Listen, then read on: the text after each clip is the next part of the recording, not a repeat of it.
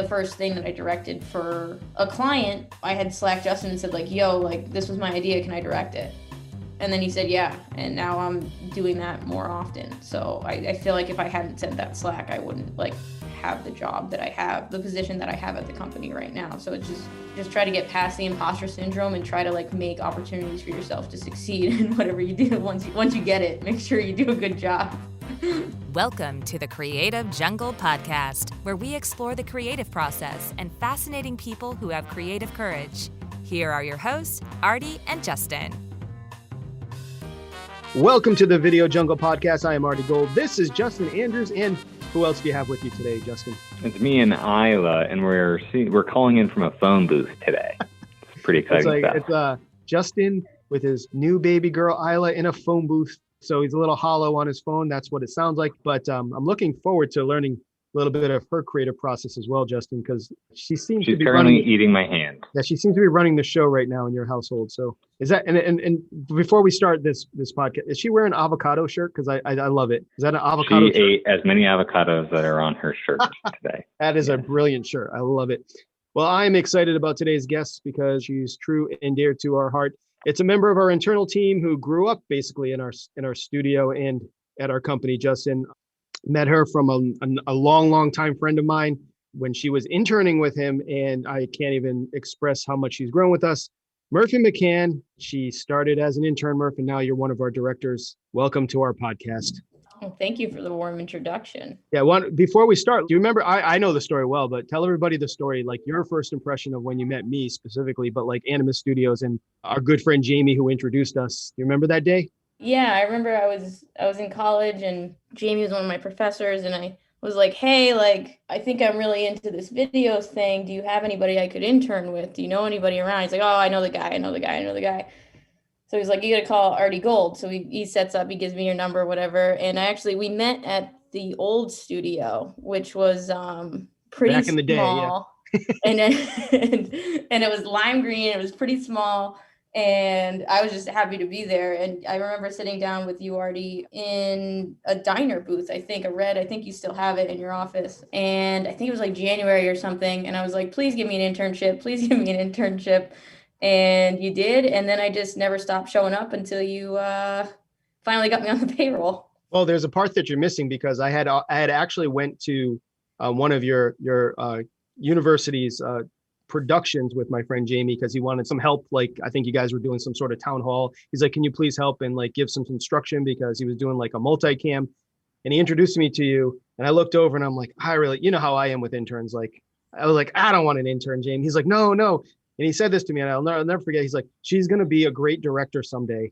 And I said, oh yeah. I said, hey Murph, if you can fold up that green screen and put it in the bag, because remember those big, the big wobbly green screens? Oh, I know. You can have an internship. And I kid you not, Justin, Murphy turned around and did it in like 5 seconds flat. And she put it in the bag and walked away. And I was like, oh crap, I wasn't expecting it. I was going to give you an internship anyhow, but I wasn't expecting that. So I was like, there's something there. But what you didn't realize was that Murph is a McCann, and McCann's can. McCann. And that's the McCann attitude. That's the mantra. And I think that's sort of like the whole way through, right? And I think from that intern days where it's like it's hard to just like put yourself forward and present your full self and present your ideas. And Murph fully embraced that.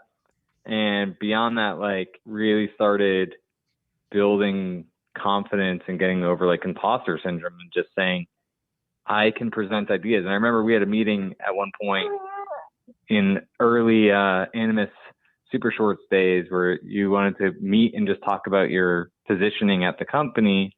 And I thought you wanted to meet because you wanted a raise. So we gave you a raise, but you were like, no, I actually want to rethink what my role is here. And I want to be more involved in the creative process. And I have ideas. And I think it was just like me, you, Roy, and Andy at the time, just meeting every like Friday casually. So walk through like that, first of all, like the transition, and you're still going through it. We're all going through it, of just growth and change over time, of looking back at graduating from college and then, burning my tongue, one of your first like real putting your neck out there at Animus, and where you're even at now 2 or 3 years later. Yeah, like the imposter syndrome is tough because like I came from a school that wasn't known. It's not like I went to film school. I went to Salve, which is this beautiful, picturesque little university on the coast in Newport, Rhode Island, that I'm paying out the nose for now. But I went for communications and kind of like built my own degree, so to speak. So they were good about that by letting me concentrate in film and was able to like do enough extracurriculars to kind of like get a concentration in production as well. Coming to Animus, a place that seemed like at the time was like this holy grail of like, oh my God, like, because I love Rhode Island and I'm close with my grandparents and my parents, and I didn't really want to go out to California or go down to Georgia or New York right away, because part of me knew I had seen some friends that had tried it that were in a similar position as me. And, you know, I was very aware of the fact when I came out of school that I was very green. So I saw Animus as a place to kind of like be able to come in, be green, and just like learn, surround myself with people that were better than me at the time. And coming in as an intern and then, you know, working your way up to be like a director in a company, it's kind of hard to get people to see you differently, right? But everybody at Animus has been nurturing in that sense and very open to that. And I think like Ask Club especially provided an environment for me to be able to bring things to the table, like burning my tongue and kind of like shoot my shot, so to speak. So explain a little bit to the viewers at home, like the quick synopsis of your story and really like what the end game was for you with the story, like why you thought the story was important to tell. Yeah. So the story's pretty much just being queer in a non-queer space, and like you know, which happens all the time. To me personally, I definitely look queer, so it does present certain challenges. And I wanted a character that like has gone through that. I think a lot of my storylines, my characters, my ideas they're not about me, but they're definitely derived from personal experiences. And that was one that I really wanted to tell and it was itching to get out of me, so to speak. Yeah, it's interesting that you say that because, I mean, you use the word queer.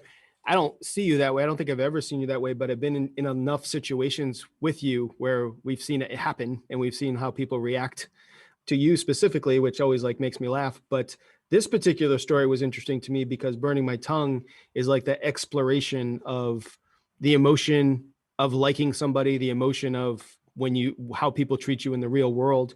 And once again, going to the creative process, I mean, to be honest with you, I mean, that's on you, right? There's not a lot of people internal, like we can empathize with you, but you're really the only one that's lived that in at the time in our studio that could help you get through the emotions of that.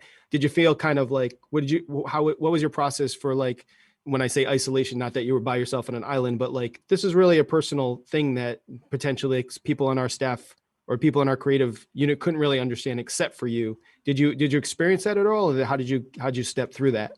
That's a feeling that like I'm used to. I'm just, you know, I'm kind of always the odd man out in that scenario. So it's something that I'm used to. It was something that when I was bringing it to the table, like obviously I knew that you guys were super chill as far as that kind of stuff goes. So I wasn't like genuinely like nervous about, you know, bringing that kind of topic up to you guys. I had like maybe one fleeting thought of like, oh, it's Murph, of course it's going to be a gay thing. But no, yeah, I mean, everybody at the studio has been super welcoming. And, you know, there were some things where, you know, I worked on the script most closely with Justin, Roy, and Andy. And there were a couple of times where like somebody would bring something up and they're like, well, why don't they just do this? And I'm like, well, because that's not how we're allowed to operate. You know, I think I remember somebody being like, well, why doesn't she just ask her out? Because in the film there's just like underlying tension of like trying to figure out if it's okay to flirt with each other. More from Tanya's side, who's the character that's sitting they're the customer, and they're the one that's kind of trying to figure out if it's like a safe space / if the waitress, whose name is Alex, would be cool with her making kind of an advance, nothing crazy, but you know, just trying to open the door to maybe start flirting with her. And that's something that I remember at one point somebody saying like, why didn't she just ask her out? And it is more complicated when you are like queer or LGBTQ and you're in a space that's not built for you. So that was kind of the point of the whole thing, was just, exploring that feeling. And I will say, so we have obviously the two sides of our company we talk a lot about is the corporate side and the branded video type of side. We also have the Anima Studio Short Club, is where we've kind of developed the idea where we allow passion projects and this kind of exploration of ideation in the creative process you're talking about. So as the Anima Studios Short Club has progressed, I think that's where I've seen you really grow, Murph. And you have this idea that's been brewing in your mind for a story that developed into Burning My Tongue. Talk to me about how that story developed and when you decided to have the courage to actually pitch it, because it's such a different story, different idea that we normally think about on our side, and definitely one of our stories and movies that really are so inherently different to the culture that we have here that we normally do when we're producing a video or in a story. So talk to me through that creative process and when you decided like I was going to have the courage to present that to the team and see what they thought, because that's a very brave thing, I think, that was coming from you. We had kind of just started to like really lean into Ask Club, and we knew that budget was tight, and it was like I think it was the first thing we actually put money into, Burning My Tongue, I think. Well, no, Justin puts money into lots of things, Murph. You don't know that side of it. But we can make up some backstory on it. Like, there we were. We had a napkin. We had $14, which we went to the casino. We put it all on green and blackjack, red, and we won $2,000. We doubled down and we put it on red, and then we won $8,000, and we said, let's put it into whatever Murph comes up with.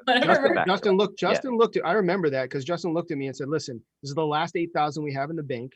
Let's put it all on red, and we're going to give it to Murph. We love this idea." I said, "If that's where you think we should go," and I just remember that thing spinning, and it just pop, went to black, and boom. And that's how it got funded. Hands in red. And anyway, no, I think it's interesting because I don't really know the backstory. I just remember you pitching it and all of us being like, yeah, that's clearly the best idea. Yeah. And it's the most thought out. Yeah. So it started as a writing exercise because we had talked about like in some Ask Club things, or I think it was like the Friday Creative Forum. I had presented this little short that I saw that was like, it was really good, and it was kind of just like a one-shot thing. So originally I kind of wanted to do Burning My Tongue as a one-shot, which like was not a good idea and didn't end up happening, thankfully. But I was like, it could be because I wanted to make a short, and I knew that, and I wanted to get it into one location so it was feasible fiscally. So I think part of me like thinking about it to make it fiscally feasible made me kind of have the confidence to bring it up. Because I was like, okay, I know we can do this. I know we can achieve this. I know it will look, at the very least, it will look good, which it does. It looks great. But yeah, so it actually started as a writing exercise. I was like, what can I write that takes place in one location that's interesting and compelling?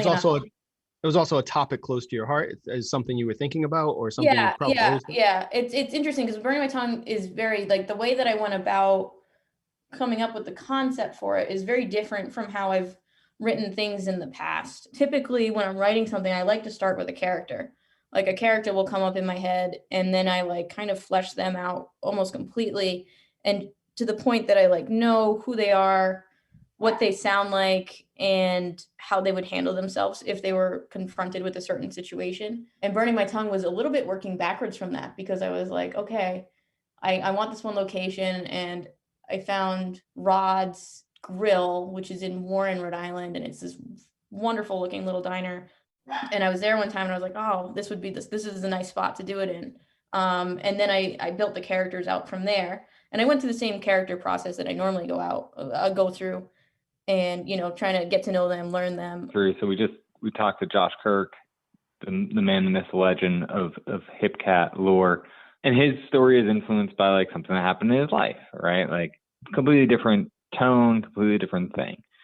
Something like this, where it has notes of you in it and notes of things that are tied to you, but not necessarily, it's not you.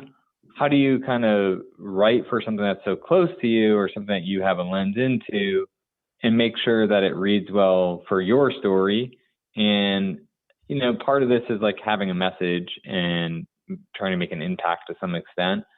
How do you make sure all of that plays in a way that you're happy with it and it feels true to you, but also removing yourself a little bit and thinking beyond yourself? I think it's easy to remove myself from it, but it's funny because like my soon-to-be wife is convinced that like it's about me and her, but it's not. And I've told her 1,000 times it's not. I think she just likes the idea that I made a movie about Inspired it. by a true story. That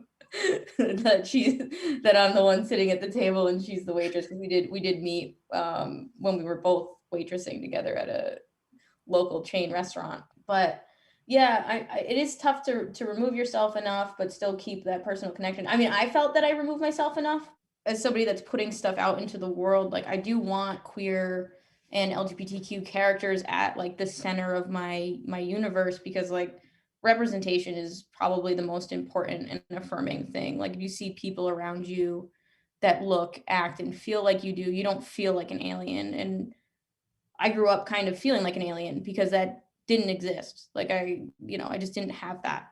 So, and it's getting a lot better, but I definitely want to contribute to that. But it is a balancing act, right? Because I think that I think it's better served if everybody can relate to it. I think the piece is better served if it's universally relatable, but you're seeing it from a queer person's point of view. So like anybody can watch it and relate to it and understand that, but also appreciate that there is an added complexity there. Yeah, I mean, I think like that was something that instantly jumped out when you presented it. Like it was a pretty simple sell in terms of like, okay, so you know how flirting is awkward? Well, it's a lot more awkward if you don't even know whether the person on the other end that you're trying to flirt with is in fact trying to flirt with you, or if they're just being nice because they're in a position that they have to be nice to you because they're your waitress. Like we've all been in those scenarios where you can't tell if somebody is, but like it's just that idea of like one extra layer and saying, I didn't think of that. And I get that like maybe it's a softer message than what you could do and doing something harder hitting, but like at the same time it relates with a wider set of people. So creatively it's like one of those, it totally makes sense that it's something that you would want to be sensitive with how you talk about it, because you don't want to appear as though you're bending or flexing, but rather it's saying like, no, I just want to make sure that this story can impact more people, I guess, and change the way that a larger set of people think. And I think for the rest of my career, I'll be still trying to figure out what the right balance is. And the lens is changing. Like when I was pitching it, I was pitching to 3 heterosexual white guys, like, that pretty much never really had to think twice about this, right? And I said to them, I think at the time there was some statistic, and this was years ago, so it's changed now, especially with like the Gen Zs coming up. But I think it was like 10% of people are gay. So I was like, imagine like if you see a girl that you like, and 9 times out of 10, if you ask them out on a date, they say like no, because they're straight. So you only, you've got 10% of the population to work with. So you're just used to getting shot down in that sense more than straight guys are. Yeah, and I appreciate that a lot. Obviously, being from a multi-ethnic background, Murph, like I can attest that I've been in the room where I'm the only person of my kind in the room that understands certain points of view. And I agree. It's like, it's really that balance that we go through, because there's a lot of times, even in our corporate world, like me and you kind of co-directed our last shoot for our client, and we're putting together couples. And my thought process was like, there's a certain thing that corporate people do to put a couple together.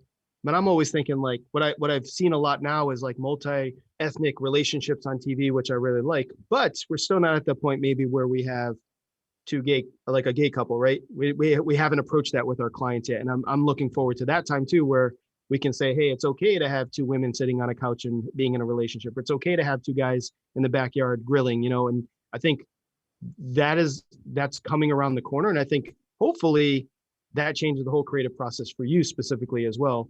I think the thing is like, we can't let it influence the start of our creative process, right? We don't want to, and I've been to blame for this a lot of times. Like when you have that situation, you're starting from like what you think it should be, it does influence your creative as you start to think about things. And I think that what we need to fight through is, when I say we, everybody in the creative space, is how do we start with that open palette so we can get to the best creative and the best story. And I think you're trying to work through that, but I think this burning my tongue has really helped you kind of maybe explore that creative process, correct? I just learned from it. I think I'm just better now, and I would go about it in a different way now. I mean, the me back then, we shot it I think August 2018. And honestly, by the time I think I grew a lot from then to even when, we got into festivals in summer of 2019 when we were on the festival circuit with it. So it is tough to like look back at yourself, now what were we, 2021, 18, 19, 20, 3 years ago, which, somebody my age this early in their career, 3 years is like eons, it feels like, from a growth standpoint. So it is tough to look back at yourself back then and judge yourself on your parameters of your experience now. So I think I did the best with it that I could have at the time, but I would approach things differently, and I learned a lot from it. So now when you sort of fast forward between then and now, what sort of like pushed you? Because I know like if I'm having a meeting where we're coming up with ideas, I want you in the room. When you were an intern, I probably wouldn't have had the same thought, but I know that, hey, we got to have Murph in there. She's going to come up with something that's great. How did you get there, and how did you, even though like you might not feel like you're fully confident all the time, like talk to me about how you feel now and what your process is when you get like one of those creative briefs from us the night before a meeting and you have to come up with ideas. Like, do you thrive in that environment, and how have you shifted to like embrace that? Like you said, getting people to think differently of you, and me trying to be like the creative. Sorry. Oh, she's fine. This is the craziest podcast we've ever had, ladies and gentlemen. Between babies, dogs, we're all doing a dance routine. It's crazy. It's good stuff. Yeah, I have a gremlin for a dog, so she likes to wait until she sleeps all day and then waits until I'm on a Zoom call to start barking and scratching at things. But yeah, trying to like prove myself creatively. Ask Club was great for that, and carried over into more client stuff, which is good. I think my mindset now when coming up with concepts and like kind of looking at a brief before I go into a pitch meeting or something like that. My process is essentially like when you read something, you always go towards like the easiest idea. And very rarely do I ever share my first idea. I think I usually share my third idea. So even if I'm in a room thinking on the spot, something will come to me and I'm like, that's probably too easy because it's the first thing that came to my head. And then I'll deviate off of that a little bit. And then one more deviation removed is usually the one that you guys are like, oh, that's funny. That's good. Let's go with that. And do you think that because we do explore that, you've heard us talk about creative courage all the time and exploring that. Do you think gravitating, or that people that gravitate towards the easy ideas is because it's just what you think we can accomplish as a team, or you can accomplish as a director, that makes you feel comfortable? Is that the idea behind like skipping the first idea and going right to the third one?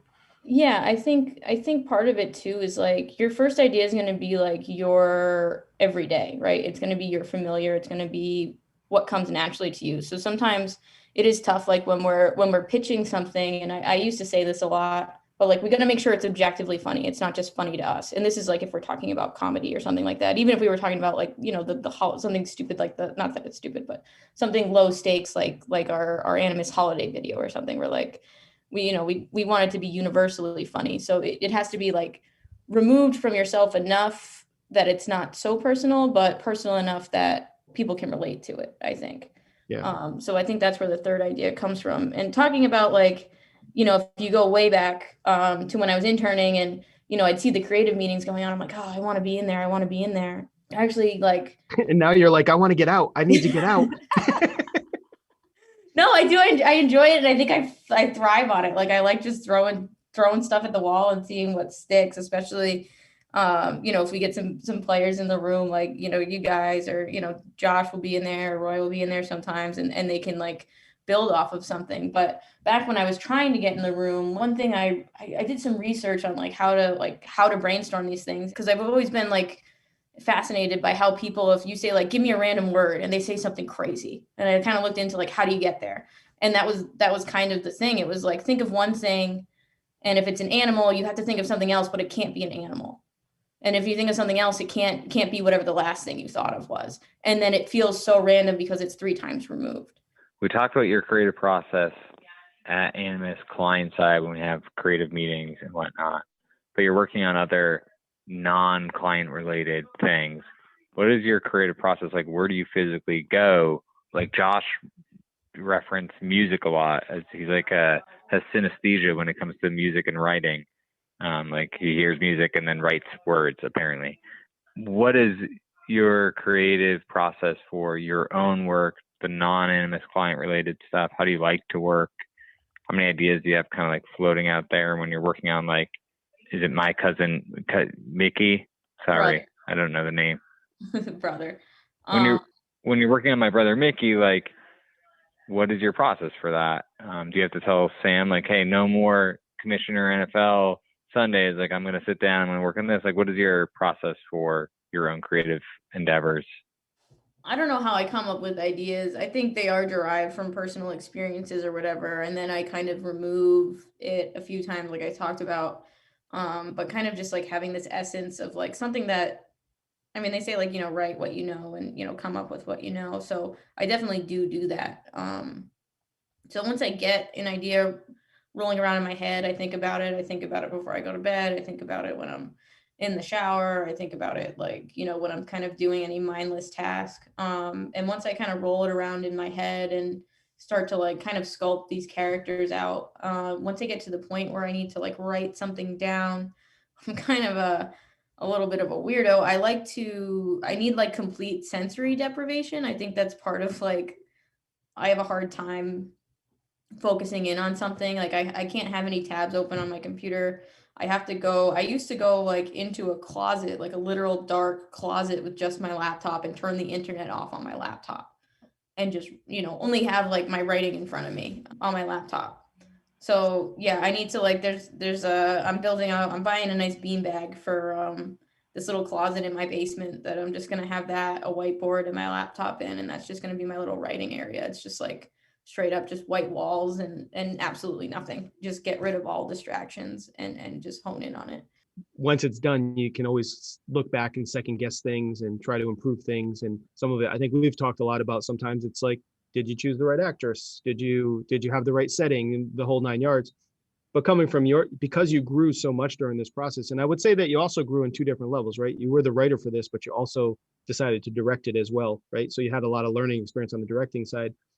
So was that, I guess, just even from an advice standpoint for people, was it hard for you to balance those two roles? And do you think it took away from some of the creative process trying to do that? And I think for where I was at, I had never really directed anything before. So I think it helped me to be close to the script, to be the one that wrote it. I'm also a little different than most, where like I told the actresses, like, listen, the script is not canon. I'm not somebody, I'll write something, but I'm not. Say my words, Murph. Say my words. Yeah. Don't No, I believe in the script and, I'll stand behind it. But, if we're on the spot and the actresses, if they're bringing to the table their A game and they have something that they want to ad lib, or if they want to, bounce something off the wall with me, I'm completely open to that. So I think it could be tough if you're, a first time director and you wrote something and you're like, no, the script is the script is the script is the script. You got to stick to the script. It's the most important thing, because if as long as you're able to separate yourself, your director self from your writer self, but still understand and be, close to and passionate about the script, I think you're in a good spot, which I think I'm pretty good at detaching myself in that way. So going back, just to wrap up some of the creative process for you, after you kind of got that confidence to like make your pitch, and as you started to see it kind of unfold with our internal team, did you feel yourself getting more comfortable, more confident? When did you kind of find your voice and that confidence to like be like, all right, I'm not afraid to like push this story forward the way I see it, and I can stop listening to the voices all around me and trying to push me in different directions, but I'm going to stand my ground and say that this is the story I want to tell. Did you feel yourself build that confidence, or was that something like after you saw your movie, you were like, wow, I can't believe I did this? It was interesting because it was kind of like a slow wave. It wasn't like I just woke up, I was like, oh, I'm confident now, I can do this. I think there were a couple of little pushes here and there. I think like while I was doing Burning My Tongue, like it was kind of getting affirmations even outside of it that helped. Like I think one time Justin said to me, like, you have good ideas. And I was like, oh. And then already I think we were doing like a little pitch meeting and you're like, oh, Murph actually had the best idea, which I was surprised about. So it was like, little affirmations like that. And affirmation is my love language, by the way. That, and just like the fact that we said, okay, this is the best thing that we have on the table right now. We're going to move forward with this. We're going to put a little money behind this. I think that really helped propel me forward because I knew that you guys believed in the idea and believed in me to a certain extent. And I also appreciate how you've kind of positioned me and Justin into those bosses that go, the person getting me coffee down the hall, that Murphy McCann, sometimes has some good ideas, but I don't see her as a person just yet. But maybe if once in a while, like, I love how we were positioned like that. But it is true. I think it's a hard thing through this creative process to, I think and I don't always see it because I think I've always been in that room, but like and we have the proverbial glass doors into our conference room, right? So you get to walk by and see this creative process happening. And I'd imagine that, like, now that I'm hearing it from you, that it's like, it is kind of like that weird experience of like, how do I get in that room? How do I break through that? And I think of this whole conversation, I think the best advice you can give somebody right now, Murph, would be like, what would you tell somebody in your shoes to kind of break through that glass door and get into those creative meetings? I would say, like, find a way to make opportunities for yourself to succeed. I think, like, I had to, Ask Club was a thing that was born from me and Roy and Andy kind of were the first ones to bring it to you guys, like, hey, we want to have this like passion project area sandbox to play in. And then, it kind of grew from there. So I think, being like one of the like spearhead people of Ask Club really helped. And that was kind of a way to make opportunities for me to succeed, for me to move up, in the, within the company in different ways, like from a creative side of things with the Ask Club, but also like on the client side, and just have a more fulfilling career. And like the first thing that I directed for a client, I had Slack Justin and said like, yo, like, this was my idea. Can I direct it? And then he said, yeah. And now I'm doing that more often. So I feel like if I hadn't sent that Slack, I wouldn't like have the job that I have, the position that I have at the company right now. So it's just try to get past the imposter syndrome and try to like make opportunities for yourself to succeed in whatever you do. Once you get it, make sure you do a good job. I've had that imposter syndrome conversation with every single person in this company at some point. And I have friends that work in the industry at a very high level. And I can assure you that never goes away. I don't know, unless you're Steven Spielberg or James Cameron or somebody like that, and maybe they still experience it. But almost all of my friends in the industry have had that conversation with me about that imposter syndrome. So I think the best way to overcome imposter syndrome is to do what we're doing now, which is, I think I keep laying down the line of, let's not use references. Let's be the reference, right? And to be the reference means going out and doing things and making your own crap and doing good quality work that you're proud of. So you can look at it and say, like, we're not trying to copy anybody. This is who we are. This is our voice, and we're confident in what we're doing. So I, for one, appreciate your effort, Murph, and what you've accomplished at our company. But before we leave, we must do the bonus features.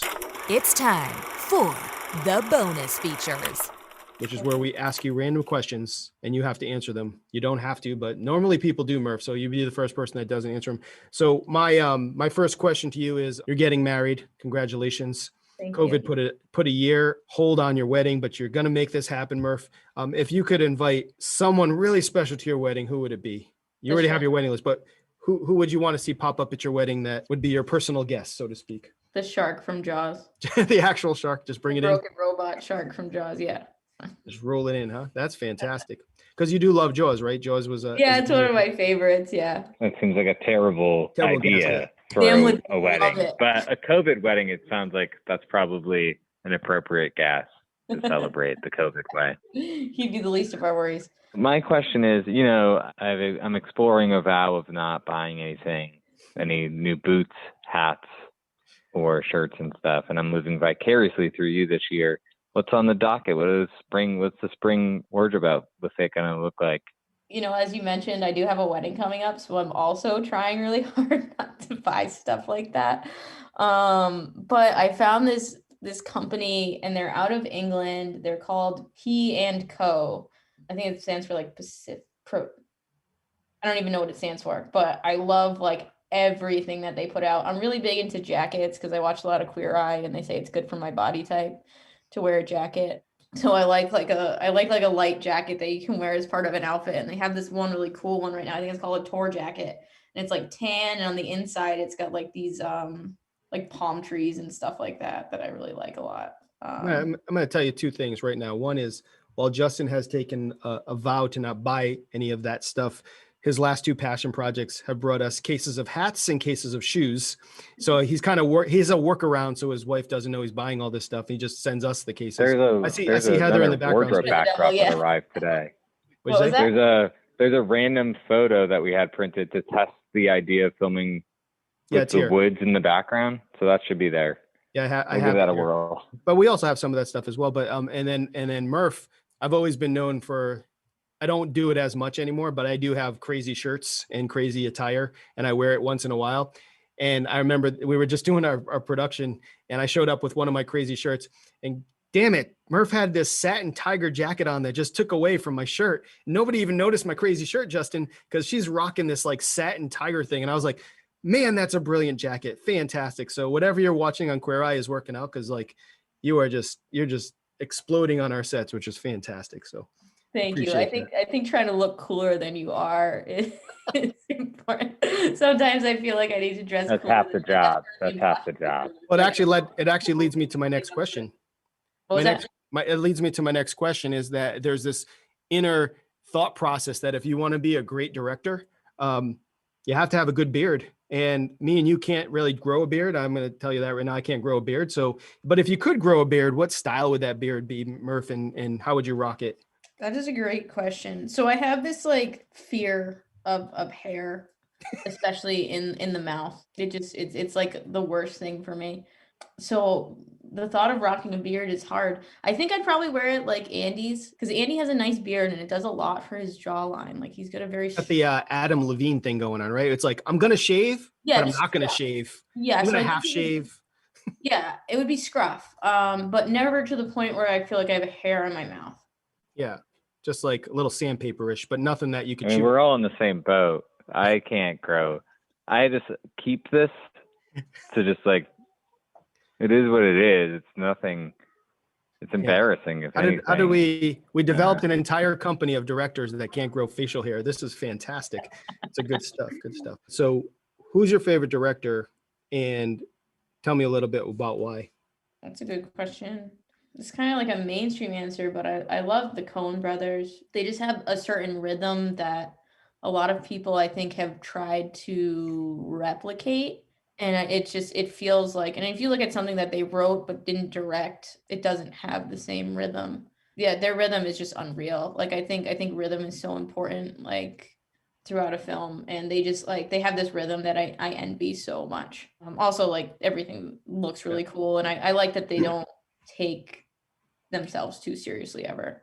Well, I think I agree with that. I think like Coen brothers are kind of like Wes Anderson, like you either like them or you don't like them, and they're very polarizing. What I like about both of them is that when I say both of them, the Coen brothers and Wes Anderson, is they have the creative courage we're talking about, right? And that creative process of, this is my vision, I'm going to stick with it. And if you don't get it or understand it, that's cool. But we followed through with it and we made some cool stuff. And I think both of those Coen brothers being a directing team, but both of them as directors, I think it's like 10 years later, you look back and go, wow, that was brilliant, because people are starting to copy it. But while you're doing it, people don't get it, right? And I think that's where the creative courage plays into play. So, but to tie this all up, Murph, I know I said I was going to try to make you cry, but I'm not going to do that. But I will say this. The other side of you was, I remember how many conversations did we have where I kept saying, we don't have a job, we don't have a job, we don't have a job. And damn it, you just kept showing up like 6-7 days a week. You were at that desk. And I remember pulling into the studio going like, is Murph going to be here? There's Murph again. There's Murph again. There's Murph again. And I remember pulling Justin aside saying like, I don't know if she's ready. I'm not even sure we can afford her, but man, I don't want to lose her because you work so damn hard. And it's my greatest satisfaction in my career watching you grow. Oh, thanks, Artie. And I'm proud of you. Thank you. Oh, you almost did it. Keep saying words. I say it all the time about you, Artie, especially. You're like a weird uncle to me that I love dearly. I'm the weird uncle. Yes, I love being the weird uncle. He's like the fun weird uncle. So thank you for being my career dad and weird uncle. Yeah, I'll take either one. The weird dad or if you're like my kids, hopefully I'm not the dad that you don't want to walk into a room with. The Creative Jungle podcast is a product of Animus Studios. Explore our creative process at animusstudios.com.